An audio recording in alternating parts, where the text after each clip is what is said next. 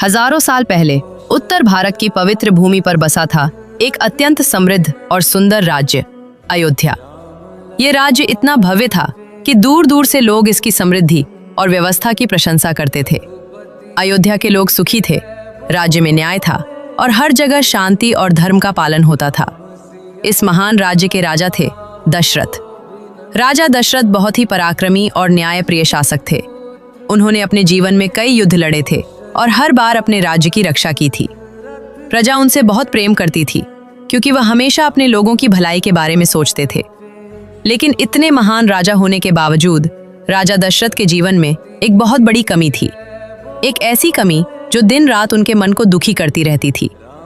राजा दशरथ के पास सब कुछ था, असीम धन, विशाल राज्य, सम्मान और शक्ति, लेकिन उनके पास कोई संतान नहीं थी।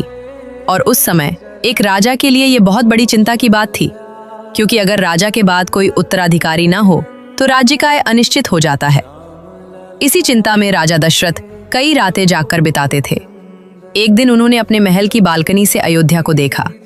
चारों ओर खुशहाल प्रजा थी, भव्य महल थे और समृद्धि थी, लेकिन उनके मन में एक ही प्रश्न था, मेरे बाद इस राज्य की जिम्मेदारी कौन संभालेगा। राजा दशरथ की 3 रानियां थीं, महारानी कौशल्या, महारानी कैकेयी और महारानी सुमित्रा। तीनों रानियां राजा से बहुत प्रेम करती थीं, लेकिन उन्हें भी इस बात का दुख था कि महल में अभी तक किसी राजकुमार की किलकारी नहीं गूंजी थी। समय बीतता जा रहा था और राजा दशरथ की चिंता बढ़ती जा रही थी। आखिरकार एक दिन राजा दशरथ ने अपने गुरु और महान ऋषि वशिष्ठ से सलाह लेने का निर्णय लिया। उन्होंने ऋषि वशिष्ठ से कहा, हे गुरुदेव, मेरे पास सब कुछ है, लेकिन मेरे जीवन में संतान का सुख नहीं है। कृपया मुझे ऐसा मार्ग बताइए जिससे मुझे पुत्र प्राप्ति हो सके।